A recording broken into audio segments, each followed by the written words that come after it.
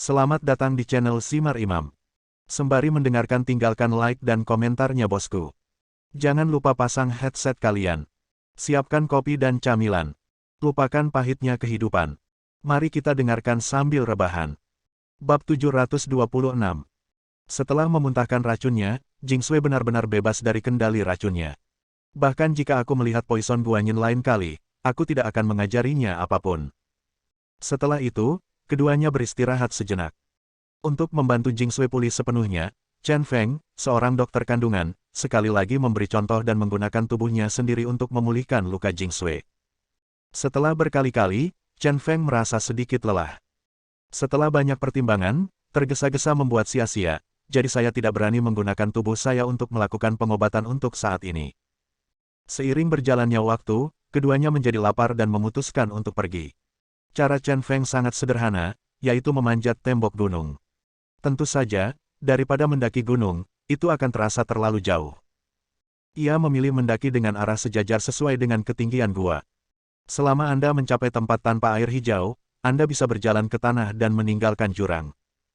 Saya ingat saat berada di Paviliun Yuntang, saya memperkirakan panjang tebing di jurang kematian hanya 5 atau 600 meter jauhnya. Apakah itu berarti cakupan air hijau jurang tersebut hanya sepanjang ini? Ya atau tidak, cobalah saja dan Anda akan tahu. Dan sekarang sebagian besar tubuh dia dan Jing Sui telah pulih. Dengan kekuatan mereka berdua, memanjat tembok tidaklah sulit. Setelah mengambil keputusan, Chen Feng dan Jing Sui mendatangi tubuh Tang Yan dan mengucapkan selamat tinggal kepadanya. Chen Feng berkata, ini adalah takdir yang bisa kita temui di sini, seperti yang Anda katakan. Karena ini adalah takdir yang diatur oleh Tuhan, saya juga mengambil rumput nyanyian Anda. Sebagai imbalannya, saya berjanji untuk membunuh Tang Huang dan Kaisar Tang akan membalaskan dendam Anda. Saya harap Anda cukup tahu untuk membantu saya membunuh Kaisar Tang hidup-hidup. Adapun Kaisar Tang, saya belum tahu siapa dia. Jika dia benar-benar orang yang keji, selama saya menemukannya, saya akan membantu Anda membunuhnya. Setelah berpamitan dan tidak lagi khawatir, keduanya mulai mendaki. Di kedua sisi pintu masuk gua, sudut dinding gunung hampir vertikal, dan banyak tempat yang dilubangi. Dinding gunung yang datar dengan sudut seperti itu tidak memiliki tempat untuk diinjak, sehingga hampir mustahil untuk didaki. Tidak heran itu bisa menjebak Tang Yan sampai mati. Kebanyakan orang benar-benar tidak bisa mendaki ke sini, tapi bagiku, itu sangat mudah. Chen Feng berkata dengan sangat percaya diri, saudari, kamu berbaring telentang dan aku akan menggendongmu. Aku akan membawamu melintasi jarak 10 hingga 20 meter ini. Ada celah di dinding gunung di belakang. Kita bisa berpegang pada celah itu. Saat dia berbicara, dia berlutut dan memberi isyarat agar Jing Sui memanjat. Jing Sui mengangguk tanpa berpura-pura dan langsung naik ke punggung Chen Feng. Kali ini, dia punya pengalaman. Dia memegang erat leher Chen Feng dengan tangannya, dan menjepit kaki Chen Feng di antara kedua kakinya. Ayo pergi. Chen Feng berdiri dan menarik napas panjang. Dia memegang pedang putih di tangan kanannya, dan dengan satu kekuatan yang kuat, dia memasukkan pedang putih itu langsung ke dinding batu di satu sisi. Pembuluh darah di lengan yang memegang pedang putih itu muncul, dan kemudian dengan kekuatan yang tiba-tiba, dia menggunakan kekuatan untuk menarik pedang putih itu untuk melompat jauh dan mencabut pedang putih itu. Saat tubuhnya turun lagi, masukkan kembali bilah putih itu ke dinding. Dia juga menggunakan gerakan seperti itu dalam jebakan di tempat latihan hari itu. Membawa Jinguji Misa di punggungnya, dia lolos dari jebakan. Saat ini, itu hanyalah trik lama yang sama. Tentu saja, hari itu di jebakan tempat latihan, jaraknya sangat pendek. Jarak hari ini cukup jauh sehingga cukup menyulitkan.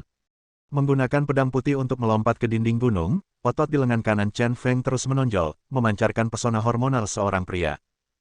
Jing Sui berbaring telentang di punggung Chen Feng meskipun racun air hijau ada di bawahnya, dia merasa sangat nyaman dan tidak takut sama sekali. 10 menit kemudian, Chen Feng melewati bagian tersulit tanpa bahaya apapun. Tembok gunung yang tersisa tidak hanya retak, namun kemiringannya tidak terlalu curam dan dapat didaki dengan tangan kosong. Melihat ke belakang, saya melihat pintu masuk gua sudah berada di kejauhan. Chen Feng hanya bisa menghela nafas, dia merasa itu terlalu sulit, apalagi Tang Yan, dia pasti tidak akan bisa keluar dan harus mati di dalam gua. Setelah menemukan tempat yang aman, Jing Sui pun turun dari Chen Feng. Dia adalah direktur gunung dan orang kuat tingkat menengah, tapi dia tidak terlalu sombong. Keduanya memanjat ke depan menyusuri retakan batu yang retak. Setengah jam kemudian, tiba-tiba saya melihat pepohonan di depan dan air hijau sudah mencapai tepian. Chen Feng sangat gembira, dia dan Jing Sui mempercepat langkah mereka, dan akhirnya benar-benar meninggalkan jangkauan Greenwater. Menemukan ruang terbuka, Chen Feng memimpin dan melompat turun. Setelah memastikan keamanannya, Jing Sui pun melompat turun dan dipeluk oleh Chen Feng. Haha, Jing Sui, kita berhasil keluar hidup-hidup. Ayo kita tangkap kelinci dulu. Aku sangat-sangat lapar. Perasaan terlahir kembali membuat Chen Feng merasa nyaman. Jing Sui juga bersantai dan pergi jauh ke dalam hutan lebat bersama Chen Feng. Kemampuan Chen Feng untuk bertahan hidup di alam liar benar-benar luar biasa. Pada masa itu, Amazon dan segitiga emas Asia Barat bertahan hidup sendirian seperti orang biadab. Kemampuannya bertahan hidup di alam liar tak kalah dengan Tuan Bei yang berada di puncak rantai makanan. Adapun Jing Sui, dia juga dibesarkan di pegunungan. Meskipun dia tidak memiliki kemampuan bertahan hidup yang luar biasa di alam liar seperti Chen Feng, dia jelas tidak memiliki kepura-puraan seperti seorang gadis. Tidak ada jalan raya di pegunungan dan hutan, jadi berjalan kaki itu sulit. Lebih dari 1 jam kemudian, keduanya sampai di sungai kecil, tempat mereka menemukan tempat berlindung sementara. Setelah itu, Chen Feng memasuki hutan lebat lagi. Ketika saya kembali, saya sudah mendapatkan sesuatu. Di tangannya, alih-alih seekor kelinci, dia sedang memegang seekor pria besar. Seekor rusa liar. Setelah proses sederhana, api dinyalakan, daging rusa liar dipanggang, dan keduanya menyantap makanan lezat. Setelah makan, dia mengubur api untuk menghindari bahaya kebakaran. Setelah istirahat sejenak, ada 2 pilihan lagi sebelum mereka berdua. Pilihan teraman dan teraman adalah mencari jalan keluar dan keluar dari gunung. Bagaimanapun, rumput nyanyian dewa telah ditemukan. Adapun hal-hal lain, tidak lagi begitu penting. Tentu saja ada pilihan lain yang lebih berbahaya, yaitu kembali ke Yuntangmen. Chen Feng memenuhi keinginan terakhir Tang Yan dan membunuh Tang Huang. Adapun Kaisar Tang, dia akan dibunuh jika dia bisa ditemukan. Bukan hanya keinginan terakhir Tang Yan, kuncinya adalah kebencian Chen Feng terhadap Tang Huang yang juga mencapai titik ekstrim. Saya ditipu beberapa kali oleh bajingan itu, dan akan sangat memalukan jika saya tidak mendapatkannya kembali.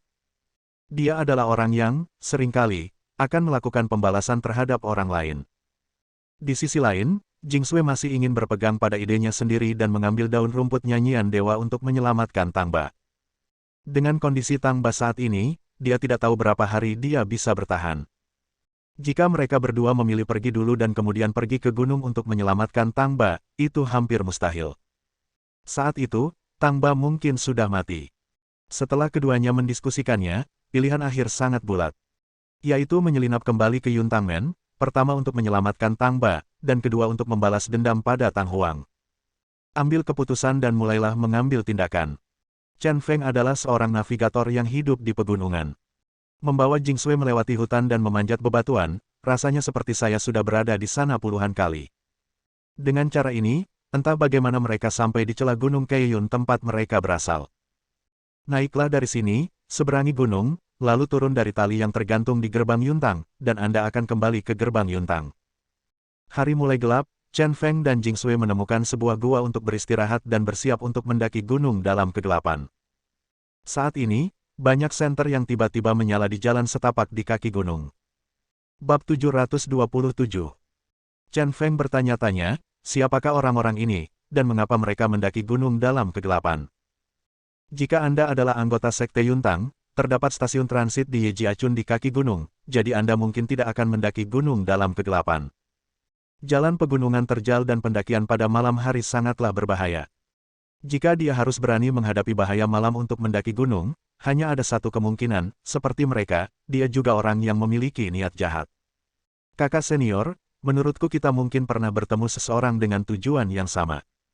Chen Feng berbaring di dalam gua, menatap senter di kejauhan. Saya menghitung 9 senter bersinar. Itu berarti 9 orang seharusnya sudah mendaki gunung. Gua tempat dia dan Jing Sui berada tidak jauh dari jalan mendaki gunung. Setelah beberapa saat, ketika sekelompok orang lewat, tempat terdekat hanya berjarak lebih dari 20 meter darinya. Setelah memikirkannya, Chen Feng berkata kepada Jing Sui lagi, kakak senior, tetaplah di dalam gua dan jangan bergerak. Saya akan pergi dan mengintai terlebih dahulu untuk mencari tahu siapa orang-orang ini. Dia sangat ingin tahu siapa yang mencoba menyelinap ke Yuntangmen di tengah malam. Hati-hati. Jing Sui memperingatkan. Chen Feng mencium Jing Sui dan dengan cepat melewati hutan. Di sebelah jalan mendaki gunung, segera kamuflasekan diri Anda dengan dedaunan. Sebagai mantan raja militer, kamuflase di alam liar adalah permainan anak-anak.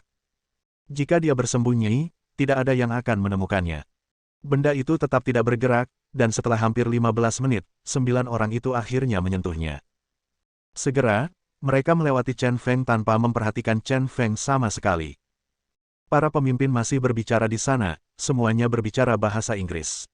Seorang pria berkata, "Luz, ini adalah kesempatan penebusan yang diberikan kepada kita oleh guru. Apapun yang terjadi, kita harus menyelesaikan misinya." Luz tersenyum dan berkata, "Eddie Bar terakhir kali di Jepang, karena keputusasaan putih ada di sana dan menunjukkan kekuatan yang begitu kuat, dapat dimengerti bahwa kami gagal. Kali ini untuk menghadapi Sekte Yuntang Tiongkok, kami tidak hanya memiliki bantuan agen internal, Liam dan 6 boneka uji, jika barisan seperti itu tidak dapat menyelesaikan tugas, hanya dapat dikatakan bahwa kami terlalu tidak kompeten." Eddie Bar berkata, "Jangan gegabah. Orang Tiongkok selalu penuh kejutan. Tujuan kami adalah rumput nyanyian dewa, bukan membunuh. Anda harus memahami situasinya." Suara laki-laki lain yang belum dewasa berkata, "Eddie Bar, kapan kamu menjadi begitu berhati-hati? Apakah kamu takut dengan keputusasaan putih itu? Kali ini, Lord Dominator telah meningkatkan sistem magnetmu. Kekuatanmu saat ini sudah. Kamu telah mencapai puncak kekuatan, dan dengan kendali magnetismu, kamu hampir bisa mengguncang beberapa Master Junior. Jika kamu masih takut padanya dengan kekuatan seperti itu, sebaiknya serahkan dia padaku. Aku, Liam, paling suka menghancurkan kepala orang yang merasa benar sendiri." Eddie Bar berkata dengan nada tidak senang, "Aku tidak takut padanya, dan aku tidak akan pernah takut. Saat dia melihatku, dia seharusnya takut padaku." Setelah 9 orang itu benar-benar pergi, Chen Feng muncul dari dedaunan. Isi percakapan tadi mengejutkannya. Saya benar-benar tidak menyangka mereka akan menjadi beberapa kenalan. Magneto Eddie Bar, Ibu Petir Lois. Ada juga seorang pria bernama Liam yang nadanya sangat keras dan mengancam akan menghadapinya. Saya benar-benar tidak menyangka orang gila itu juga tertarik pada rumput nyanyian dewa. Kali ini, Yuntangmen akan meriah. Tapi tidak apa-apa, meski tidak bisa disebut sebagai keuntungan seorang nelayan, namun tidak satupun dari mereka yang menjadi temannya, dan yang terbaik adalah kehilangan kedua belah pihak dalam pertarungan. Chen Feng kembali ke gua dan memberitahu Jing Sui tentang situasinya sekarang. Dia berkata kepada Jing Sui, "Kami berangkat setengah jam setelah mereka pergi." Meskipun 9 orang yang digunakan Dark Abyss kali ini sangat kuat, latar belakang Sekte Yuntang tidak dapat diabaikan. Ada juga penjaga gerbang, Poison Guanyin dan seorang master seperti Tang Huang. Selain itu, ada ratusan murid dalam dari Sekte Yuntang. Sulit membayangkan bagaimana orang-orang seperti Dark Yuan dapat menghadapi Sekte Yuntang yang begitu kuat. Dia masih sedikit bingung tentang hal ini. Orang gila itu tidak akan melakukan apapun yang dia tidak yakin. Jing Sui berkata, "Maksudmu, orang-orang ini tidak dapat mengancam Yuntangmen?"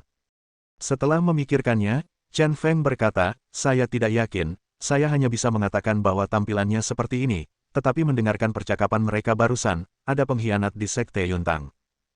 Mungkin karena pengkhianat itulah orang-orang dari Dark Abyss melewati desa Yejia dengan begitu lancar. Sepertinya pengkhianat ini memiliki status yang tinggi. Jika ada orang seperti itu, akan sulit untuk mengatakannya. Apakah seorang pengkhianat dapat menjatuhkan Sekte Yuntang sepenuhnya bergantung pada status pengkhianat tersebut? Tentu saja, tidak masalah siapa yang menang atau kalah. Sebaliknya, hal itu memungkinkan dia memanfaatkan kekacauan dan berspekulasi untuk mencapai tujuannya sendiri." Sekitar setengah jam kemudian, ketika lampu senter sudah berada di tengah gunung, Chen Feng dan Jing Sui juga mulai mengambil tindakan. Kedua belah pihak berjalan satu di belakang yang lain, menjaga jarak. Entah sudah berapa lama saya mendaki, namun lampu senter akhirnya menghilang di puncak gunung. Setengah jam kemudian, Chen Feng dan Jing Sui juga mencapai puncak. Mereka mendaki gunung tanpa henti dan bergegas menuju tebing tempat tali digantung. "Ayo turun. Aku memperkirakan orang-orang dari klan Yuntang yang menjaga tali itu akan dibunuh oleh orang-orang dari Dark Abyss, yang akan menyelamatkan kita dari masalah." Chen Feng dan Jing Sui masing-masing mengambil tali dan menuruni tembok gunung. Setelah beberapa saat, kami sampai di tanah. Benar saja, Dua murid Sekte Yuntang pingsan dan jatuh ke tanah. Tidak perlu dipikir-pikir, itu pasti seseorang dari Dark Abyss. Chen Feng segera berkata dengan gembira, Jing Sui, bagus, kedua orang ini pingsan, kebetulan mereka laki-laki dan perempuan. Mari kita buka pakaian mereka dan memakainya. Dengan cara ini, akan lebih mudah bagi mereka untuk terlihat seperti orang sungguhan. Klan Yuntang masih belum mengetahui apa yang terjadi, namun mengenakan pakaian murid klan Yuntang akan selalu membuat Anda lebih aman. Jing Sui mengangguk, dan bersama Chen Feng, dengan cepat berganti pakaian. Mengenakan pakaian Yuntang Men, berjalan masuk, Anda sudah bisa mendengar semburan suara. Benar saja, setelah berbelok di tikungan, di bawah langit malam yang gelap, sebuah obor besar terpantul di kejauhan. Chen Feng diam-diam mengira bahwa orang-orang dari Dark Abyss telah terungkap dan dikelilingi oleh orang-orang dari klan Yuntang. Apa yang dilakukan mereka? Mengekspos diri Anda dengan mudah. Bingung dalam hatinya, dia berkata kepada Jing Sui, sepertinya kedua belah pihak sudah mulai saling berhadapan, jadi mengapa tidak menyelinap ke pavilion Yuntang dengan tenang? Pasti tidak ada yang menjaga pavilion Yuntang saat ini. Mari kita ambil kesempatan ini untuk menyelamatkan Tang Ba dulu dan biarkan mereka bertarung di luar. Terlepas dari apakah mereka bisa diselamatkan atau tidak, setelah kita selesai, kita akan melihat hasil pertarungan mereka dan kemudian membuat rencana. Jing Sui mengangguk, sangat berterima kasih kepada Chen Feng. Karena intuisinya, Chen Feng mengutamakan pengobatan Tang Ba. Karena keduanya mengenakan pakaian dari Sekte Yuntang, mereka berdiri di tengah kerumunan beberapa saat tanpa ketahuan. Karena mata semua orang tertuju pada orang-orang dari Dark Abyss yang mengelilinginya. Chen Feng melihat sekeliling dan melihat Eddie Bar dan Luz. Bersama mereka berdua, ada seorang pria pendek berambut panjang. Pria itu melipat tangannya di depan dada, tampak bangga. Mereka bertiga, Eddie Bar, dan 6 boneka eksperimental dari Dark Abyss, saat ini sedang bernegosiasi dengan orang-orang dari Sekte Yuntang, yang dipimpin oleh Tang Huang, dan Poison Guanyin. Bab 728. Di antara ke-6 boneka ujian abis juga terdapat seorang penerjemah yang mahir berbahasa Mandarin dan Inggris. Pria ini adalah pria kulit hitam dengan kepala telanjang, berdiri di belakang Liam, berbicara dengan keras dan sekaligus menerjemahkan. Du Guanyin sangat marah sehingga sekelompok orang asing masuk ke gerbang Yuntang pada malam hari. Dia berkata dengan sangat kesal, apa yang ingin kalian 9 orang asing lakukan ketika kalian masuk ke tanah Yuntang Men kami? Saya tidak bisa menjelaskan alasannya, tetapi kalian akan dipotong-potong. Masalah Chen Feng baru saja diselesaikan, dan manajemen kehilangan sebagian besarnya, dan sekarang sekelompok orang asing datang. Dia tidak tahan lagi. Apa yang dilakukan kantor berita Yuntang Men yang didirikan di luar? Apa yang dilakukan orang-orang di desa Yejia untuk mencari makanan?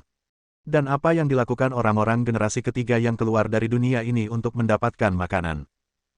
Jika Sekte Yuntang terus seperti ini, dengan bencana kecil dalam 3 hari dan bencana besar dalam 5 hari, tidak akan jauh dari kehancuran. Meskipun Liam bertubuh pendek, dia adalah orang yang sangat sombong. Dia berkata dengan sangat meremehkan, kami di sini hanya untuk satu tujuan, dan itu adalah untuk mengambil rumput nyanyian dewa untuk Tuan Guru kami. Jika Anda mengeluarkannya dengan patuh, maka itu akan baik-baik saja. Jika Anda tidak mengeluarkannya, maka kita semua akan aku bunuh saja mereka sampai kamu menunjukkannya. Prinsipnya dalam melakukan sesuatu adalah jangan pernah bicara omong kosong jika bisa diselesaikan dengan kekerasan. Kekuatan pengambilan keputusan dapat dikatakan dengan tinju. Du Guanyin juga orang yang pemarah, ketika melihat pihak lain begitu sombong, dia langsung marah. Dia tersenyum dingin dan berkata kepada penjaga gerbang di sebelahnya, Tuan penjaga gerbang, yang lain menindas kita. Menurut pendapat saya, ayo kita lakukan. Bunuh 9 orang ini dan lempar mereka ke pegunungan untuk memberi makan para serigala. Menurutnya, sekuat apapun lawannya, hanya ada 9 orang. Belum lagi kehadirannya bersama Tang Huang, penjaga gerbang dan bahkan ratusan murid dalam berpakaian ungu ini dapat menembak orang-orang ini ke dalam saringan dengan semua senjata tersembunyi mereka. Orang asing ini benar-benar berani membuat keributan, yang tidak bisa ditoleransi. Penjaga gerbang memakai topeng dan memegang tongkat. Dia sangat misterius dan berkata dengan suara rendah, jika Anda tidak tahu dari mana pihak lain berasal, lebih baik jangan mengambil tindakan dulu. Dia menolak saran Poison Guanyin untuk mengambil tindakan, dan kemudian berkata kepada Liam, Tuan, rumput nyanyian dewa memang merupakan harta rahasia Sekte Yuntang kami, tetapi 5 tahun lalu, benda ini menghilang. Jika Anda datang ke sini untuk hal ini, tidak peduli apa, kamu pasti akan kembali dengan sia-sia. Dalam hal ini, saya menyarankan Anda untuk pergi lebih awal, jika tidak Anda akan mati di sini dan tulang Anda tidak akan bisa kembali ke kampung halaman. Alasan kenapa dia masih punya ruang dan bahkan begitu sopan kepada orang-orang ini adalah karena dia merasa kekuatan kelompok orang ini tidaklah sepele. Sekte Yuntang berada dalam masa sulit baru-baru ini, dengan pemimpin sekte yang tidak sadarkan diri dan banyak anggota manajemen senior terbunuh. Jika ada konflik lagi dengan orang asing hari ini, mungkin akan ada kerugian besar lainnya. Daripada melakukan hal ini, lebih baik hindari tepian untuk sementara agar Yuntang Men punya ruang untuk bersantai. Bagaimanapun, tujuan pihak lain adalah rumput nyanyian dewa, dan benda ini memang hilang. Tidak ada lagi kontradiksi, dan tidak perlu lagi mempertahankan kontradiksi tersebut. Liam jelas tidak mempercayai pernyataan penjaga gerbang, dan mendengus dingin, berhentilah berbohong, kami tidak akan datang ke sini jika kami tidak memiliki informasi yang akurat. Sejujurnya, seseorang di sekte Yuntangmu telah mengirimkan pesan, dengan jelas mengatakan bahwa rumput nyanyian dewa ada di sini bersamamu sekarang, jadi berhentilah mengucapkan kata-kata yang menipu. Keluarkan atau mulai pertarungan. Tuan Guru mengirim mereka ke sini setelah mendapatkan informasi yang tepat. Pihak lain mengatakan bahwa benda itu hilang, itu hanya lelucon. Luz tersenyum menawan, tapi berkata, Liam, apakah kamu begitu sabar hari ini? Mengapa tidak membunuh beberapa orang, jika tidak pihak lain tidak akan menganggap kita serius? Eddie Balden tiba-tiba melirik ke arah Luz, wanita ini benar-benar psikopat. Kesabaran Liam sangat baik hari ini, dan dia tidak terprovokasi untuk membunuh oleh Luz. Dia berkata lagi, apakah kita menyerahkannya atau tidak, beri aku kata-kata bahagia. Poison Guanyin sedikit marah, dan ular ujung tombak di pakaian itu sepertinya mencium kemarahan pemiliknya, dan mereka semua merangkak keluar. Sesaat, ada ular ujung tombak yang mendesis dan meludahkan pesan di lengan dan bahu Poison Guanyin. Seluruh orang memiliki temperamen yang gelap dan niat membunuh. Dia hendak mengambil tindakan ketika Tang Huang, yang telah diam sepanjang waktu, membalikkan sudut mulutnya dan berjalan di depannya, menghalangi niat membunuhnya. Tang Huang tersenyum dan berkata, lelucon yang luar biasa. Rumput nyanyian dewa adalah milik sekte Yuntang kami. Meskipun ada di sini, mengapa saya harus memberikannya kepada Anda? Apa yang dia katakan agak provokatif. Mendengar hal tersebut, wajah Liam tiba-tiba menjadi sangat jelek. Dia berkata dengan dingin, sepertinya tidak perlu bicara. Ayo lakukan semuanya dan bunuh. Biarkan tempat ini menjadi sungai darah. Dengan perintah, Luz, Eddie Bar, dan 6 boneka eksperimental semuanya siap berperang. Dan orang-orang dari sekte Yuntang juga siap berangkat. Tang Feng tertawa keras dan berkata, kalian hanya 9, dan kalian masih ingin bertarung dengan kami. Kalian akan menertawakan kami sampai mati. Semua murid dalam mematuhi perintah dan menggunakan senjata tersembunyi. Murid terdalam dari sekte Yuntang segera mengangkat tangan kanannya. Segera, dia melepaskan senjata tersembunyi di lengannya. Meskipun tidak semua murid dalam melepaskan senjata tersembunyi, ada lusinan dari mereka, dan masing-masing melepaskan jenis senjata tersembunyi yang berbeda. Jarum, paku, dan anak panah terbang langsung ke arah orang-orang Dark Abyss dari segala arah. Tang Feng tidak bisa menahan cibiran, dengan konsentrasi senjata tersembunyi yang begitu padat, 9 orang ini pasti akan mati. Inilah harga dari menjadi sombong. Namun, menghadapi hujan senjata tersembunyi, seluruh orang di Dark Abyss, termasuk Liam, tetap tenang. Dia sepertinya meremehkan senjata tersembunyi ini. Melihat senjata tersembunyi itu hendak menyerang, Eddie Bar tiba-tiba menginjaknya dan berteriak. Momentum seluruh orang berubah secara drastis, dan kekuatan menakutkan yang tak terlihat muncul di area luas di sekitarnya. Dalam sekejap, senjata tersembunyi yang terbang itu tiba-tiba berhenti bergerak maju begitu saja. Segera setelah itu, senjata-senjata tersembunyi ini mengelilingi orang-orang di Dark Abyss, membentuk aliran senjata tersembunyi yang padat. Dengan cara ini, senjata tersembunyi Yuntang Men yang merasa benar sendiri dengan mudah dijinakkan oleh satu orang. Pemandangan luar biasa ini mengejutkan semua orang di sekte Yuntang. Di mata mereka, ini tidak jauh berbeda dengan melihat hantu. Di saat yang sama, Eddie Bar melambaikan tangannya, dan aura menakutkan itu menghilang. Dan senjata-senjata tersembunyi yang padat itu, di bawah kendalinya, terbang menjauh dan bergegas menuju murid-murid dalam sekte Yuntang yang mengepung mereka. Ah! Raungan muncul. Murid terdalam dari sekte Yuntang yang dikepung sebagian besar terkena serangan mendadak ini. Sungguh memalukan melukai seseorang dengan senjata tersembunyi dan kemudian terluka oleh senjata tersembunyi Anda sendiri. Ini. Melihat pemandangan mengerikan ini, Tang Feng benar-benar tercengang. Dia sangat terkejut sehingga dia tidak bisa mempercayai matanya. Du Guanyin juga tercengang saat itu juga, tidak mampu menenangkan suasana hatinya untuk waktu yang lama. Apa-apaan ini? Ini bahkan lebih luar biasa daripada manipulasinya terhadap mayat. Orang-orang dari Sekte Yuntang berada dalam kebingungan total, tetapi Chen Feng meraih tangan Jing Sui dan segera pergi ke paviliun Yuntang. Dilihat dari pukulan barusan, Edibar nampaknya lebih bertenaga dari sebelumnya. Hal yang paling menakutkan adalah medan magnet orang itu tampaknya semakin kuat. Bab 729. Hampir semua orang dari Sekte Yuntang sedang mengepung orang-orang dari Dark Abyss saat ini. Paviliun Yuntang yang berdiri di atas tebing terlihat sepi. Chen Feng dan Jing Sui, mengenakan seragam murid Sekte Yuntang, memasuki paviliun Yuntang dengan mudah. Tanpa henti, dia langsung menuju lantai 4. Anjungan Yuntang ini memang merupakan tempat paling mulia dari Sekte Yuntang, bangunan lainnya gelap, namun di sini terdapat listrik dan lampu yang terang benderang.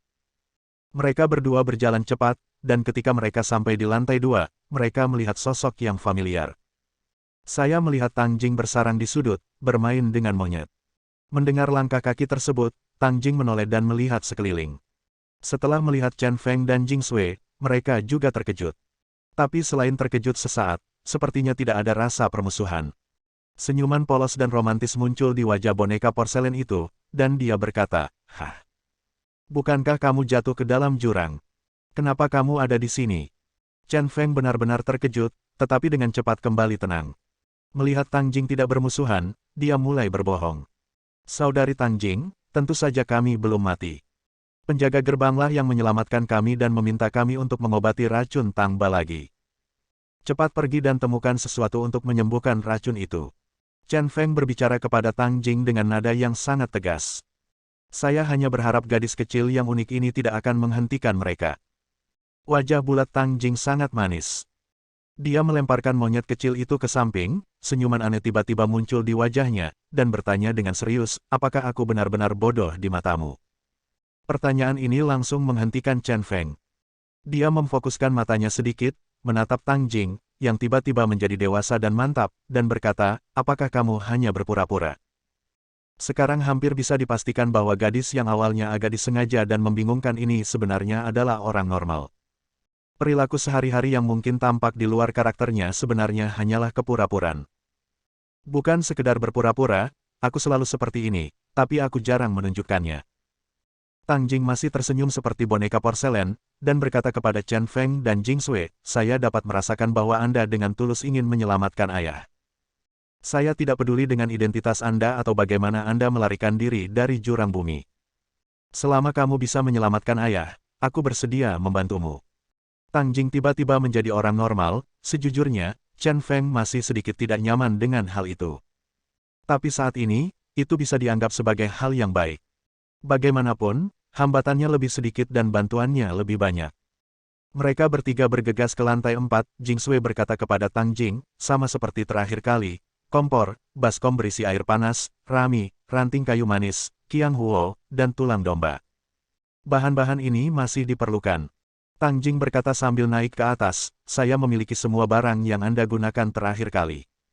Jawaban ini mengejutkan Jing Sui dan Chen Feng. Tapi jangan khawatir dengan alasannya, lebih baik bersiap dan menghemat waktu. Di lantai 4, Tang Ba yang tidak sadarkan diri memang tidak dijaga. Dalam waktu kurang dari 10 menit, Tang Jing telah meletakkan semua barang yang diminta Jing Sui dengan rapi di samping tempat tidur Tang Ba. Jing Sui tidak membuang waktu lagi, melepas cincin jarum dari lengan kanannya, mencabut jarum perak, dan mulai akupuntur Tang Ba. Melihat situasi ini, Tang Jing tiba-tiba menghela nafas lega dan berkata, "Aku akan turun dan berjaga, dan aku akan melakukan yang terbaik untuk mencegah orang lain mengganggumu." Setelah mengatakan itu, dia keluar. "Tunggu sebentar, ada sesuatu yang ingin aku tanyakan." Chen Feng menghentikan Tang Jing. Ketika Tang Jing berbalik, Chen Feng Cai bertanya, "Apakah kamu benar-benar tidak melihat sesuatu yang aneh ketika Tang Ba diracuni? Atau apakah kamu tidak melihat siapapun?" Alasan mengapa dia menanyakan hal ini adalah karena dia merasa keracunan Tang Ba selalu agak aneh. Tidak sesederhana dilukai secara diam-diam oleh ubur-ubur kotak, sepertinya ada sesuatu yang lebih tersembunyi. Kamu terlalu banyak berpikir, tidak? Menyangkalnya secara langsung, Tang Jing tampak tenang dan segera meninggalkan ruangan. Meski masih ada keraguan di hatinya, Chen Feng pada akhirnya tidak menanyakan pertanyaan lebih lanjut. Sekarang, yang terpenting adalah mengobati racun Tang Ba. Saya hanya berharap kali ini ada rumput nyanyian dewa yang nyata yang dapat menyelamatkan Tang Ba. Jing Sui kembali sibuk selangkah demi selangkah, dengan sangat serius. Pandangan terfokus itu membuat Chen Feng benar-benar tidak sanggup mengganggunya. Setelah menggunakan rumput nyanyian dewa, efeknya sungguh luar biasa. Udara lembab dan dingin di tubuh Tang Ba sepenuhnya ditekan oleh panas yang dari rumput nyanyian dewa. Kulit Tang Ba juga sedikit pulih, dan napasnya menjadi lebih tenang. Wajah halus Jing Sui menunjukkan senyuman sedikit puas. Setelah bekerja keras selama beberapa waktu, dia memaksa energi beracun Tang Ba sampai ke ujung 10 jarinya. Pada saat ini, hanya memasukkan jarum akupuntur dan mengeluarkan darah tidak ada gunanya. Penting untuk menggunakan benda asing sebagai panduan dan bekerja sama dengan rumput nyanyian ilahi untuk mengeluarkan racun dari jari. Tapi apa yang harus digunakan sebagai panduan, dia bingung. Saat dia memikirkannya, seorang lelaki tua dengan rambut putih setengah kepala tiba-tiba masuk. Pria itu mempunyai wajah yang serius dan aura yang luar biasa. Di balik tangannya, dia menatap mereka berdua dengan sikap bermusuhan dan berkata, "Siapa kamu? Siapa yang mengizinkanmu masuk?" Entah kenapa, pria itu merendahkan suaranya ke nada yang sangat rendah dan sedikit serak. Di balik suaranya yang khas, ada penuh permusuhan. Chen Feng tidak bisa menahan cemberutnya. Tang Jing ini baru saja bersumpah untuk tidak membiarkan siapapun datang, tapi dia mengingkari janjinya begitu cepat. Sekarang adalah saat kritis bagi Jing Sui untuk melakukan detoksifikasi, dan tidak ada yang bisa mengganggunya. Dia berbicara dengan tegas dan berkata kepada pengunjung, "Tidak bisakah kamu melihat? Kami sedang melakukan detoksifikasi. Jika kamu ingin pemilik pintu bangun, keluarlah. Sekarang saya hanya berharap untuk membodohi orang ini, jika tidak berhasil, saya hanya bisa menghentikannya." Singkatnya, tidak ada yang bisa mengganggu Jing Sui pada saat kritis ini. Pengadilan kematian. Tanpa diduga, pria itu tiba-tiba melintas, mengulurkan telapak tangan kanannya, dan berjalan menuju Jing Sui. Pada saat kritis, sosok menawan Chen Feng berdiri di depan Jing Sui dalam sekejap mata. Dia juga menyerang dengan telapak tangan dan memukul orang tersebut dengan dua telapak tangan. Ledakan. Angin gelap ada di mana-mana. Setelah kebuntuan beberapa detik, keduanya mundur selangkah.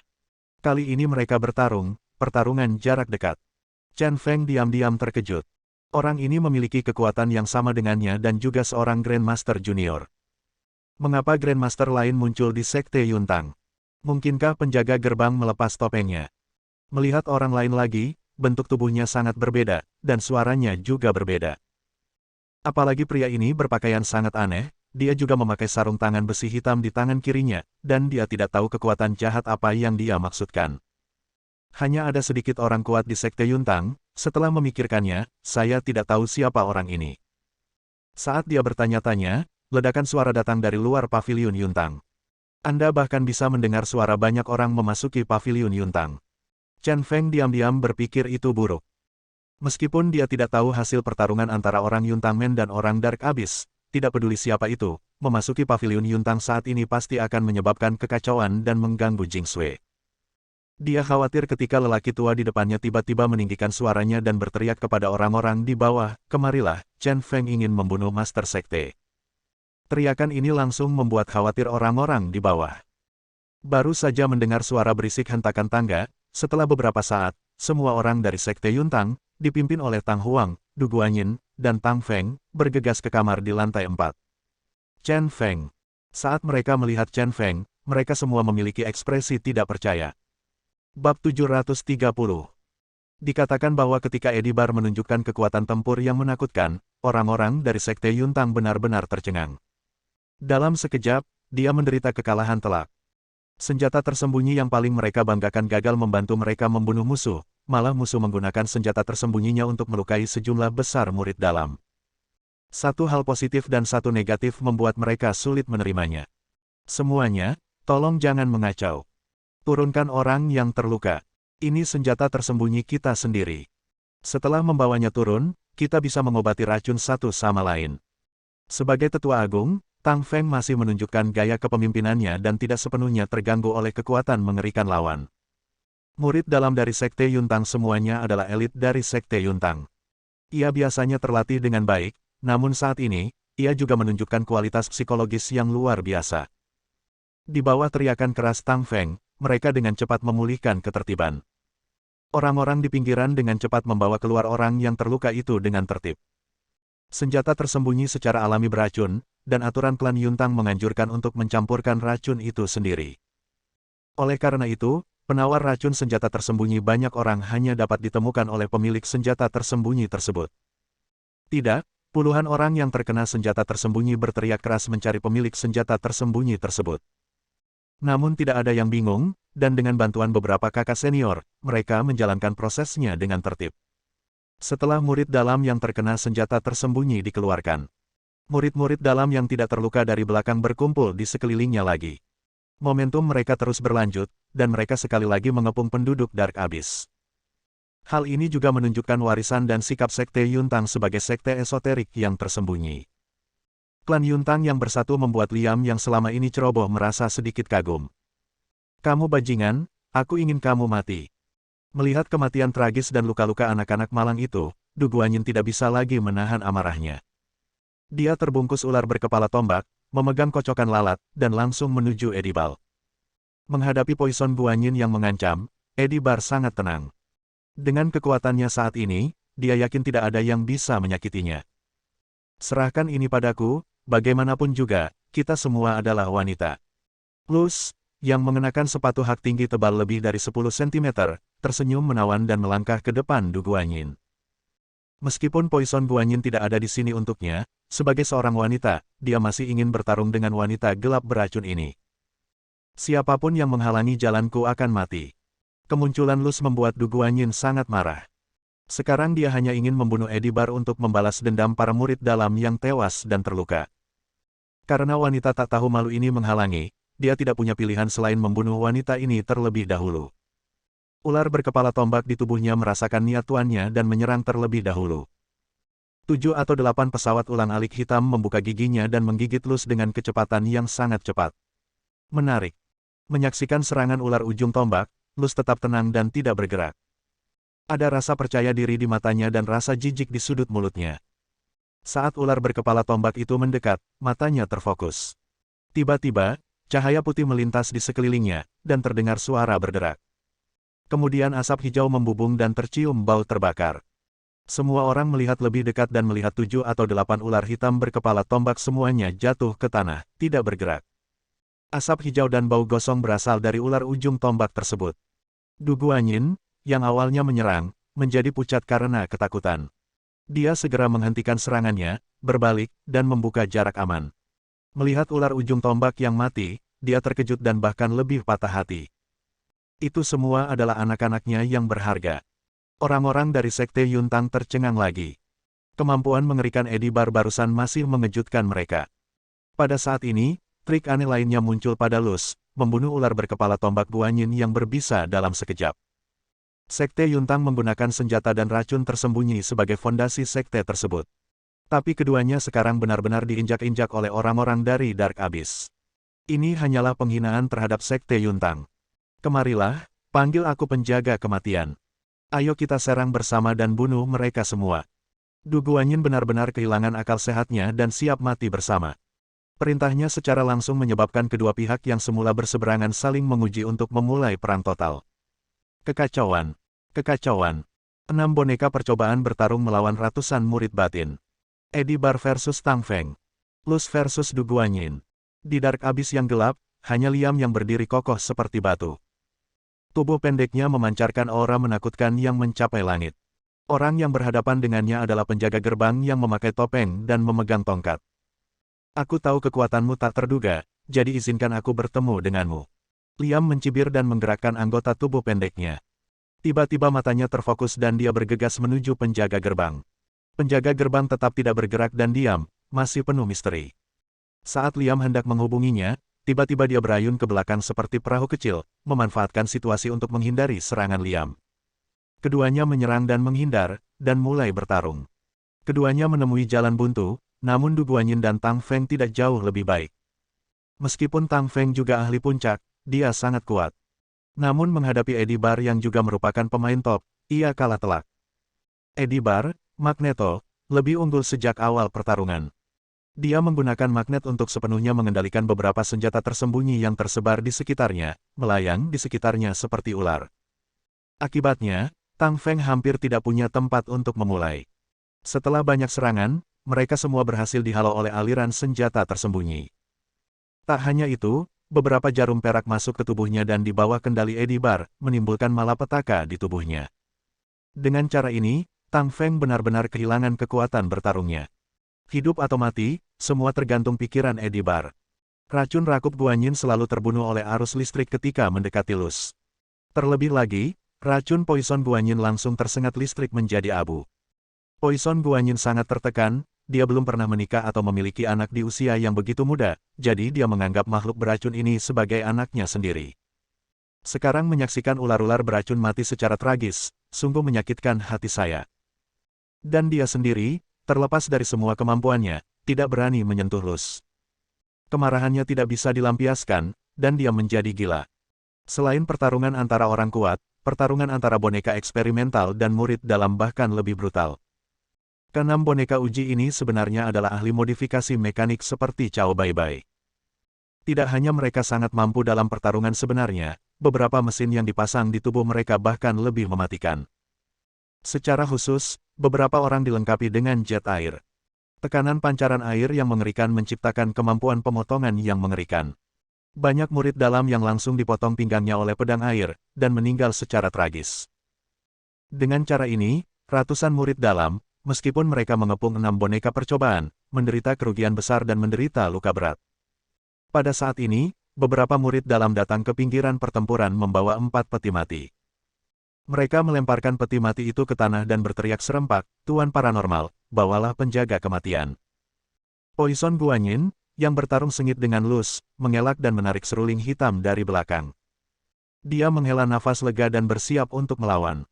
Ada 6 penjaga kematian yang dikerahkan di seluruh Gunung Keiyun. Terakhir kali, 2 dihancurkan oleh Chen Feng, meninggalkan 4 penjaga mati di kejauhan. Semua orang asing ini dilengkapi dengan kekuatan khusus dan sulit untuk didekati. Menggunakan penjaga kematian untuk bertarung adalah cara terbaik. Letakkan seruling hitam ke mulut Anda, dan suara seruling yang aneh dapat terdengar. Ledakan. Keempat penjaga kematian semuanya membuka tutup peti mati. Mereka juga tinggi dan memakai topi. Melompat keluar dari peti mati, di bawah kendali seruling, tubuhnya berputar dan langsung menuju ke medan perang. Bersambung. Nantikan bab selanjutnya bosku.